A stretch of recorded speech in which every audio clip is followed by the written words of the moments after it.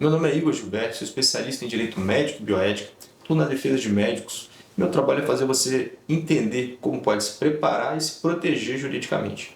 Quero conversar com vocês sobre o documento mais importante da prática médica, que é o prontuário médico.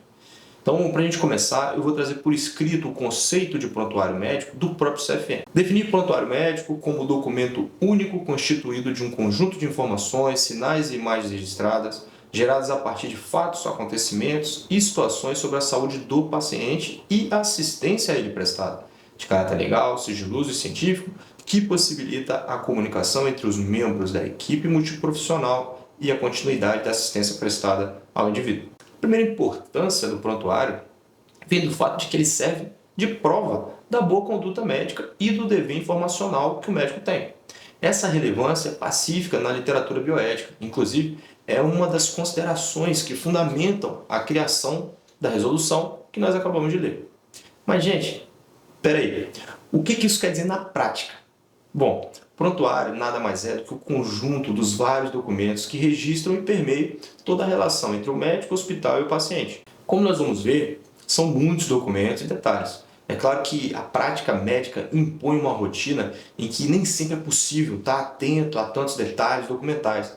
Porém, esse extremo cuidado ao preencher e guardar o prontuário pode ser justamente o que irá te proteger em um eventual sindicância ou até num processo judicial. E, sem dúvida, uma das maiores proteções que você pode ter é através de um prontuário clínico hospitalar bem preenchido, bem feito. Então, se o prontuário é um documento único composto por vários outros documentos, a primeira coisa que a gente precisa fazer é anexar ao prontuário todos os documentos que o formam.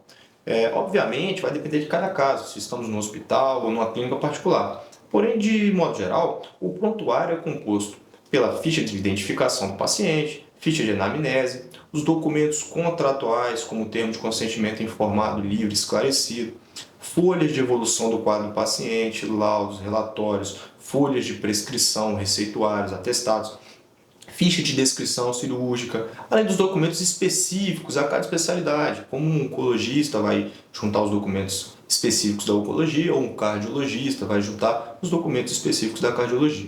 Mas quais são os requisitos de validade do prontuário? Como que ele pode de fato valer juridicamente? Bom, são 4 requisitos: autenticidade, tempestividade, integridade e detalhamento. A autenticidade se refere à autoria do documento, portanto, o documento precisa ser datado e assinado com nome, número de registro e eventual especialidade, se o médico tiver.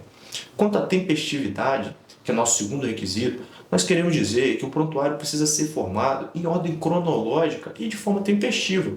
Nós não podemos deixar de anexar nada e nem deixar para preencher depois. Precisamos fazer no momento e na ordem que os fatos de fato aconteceram.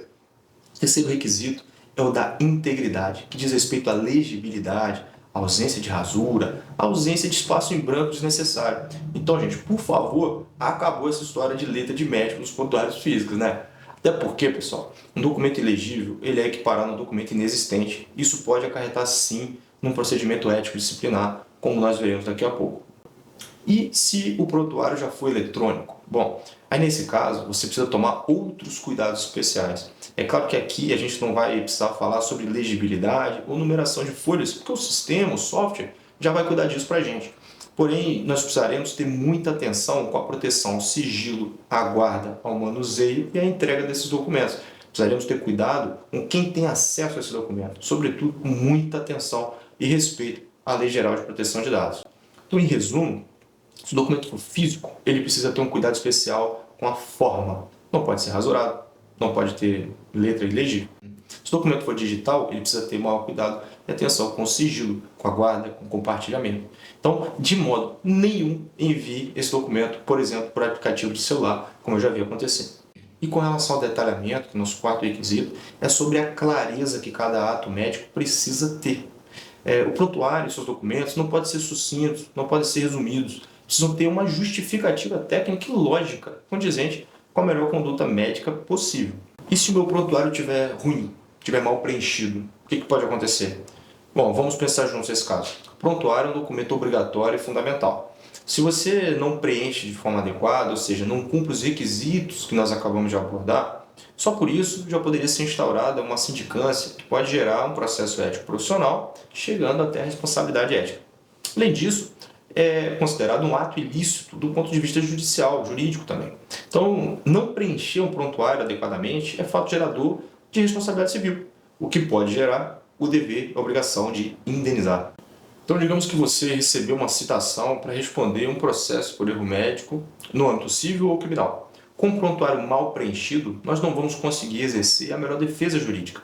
Porque, como já ficou muito claro, o prontuário é a melhor arma da defesa do médico num processo judicial.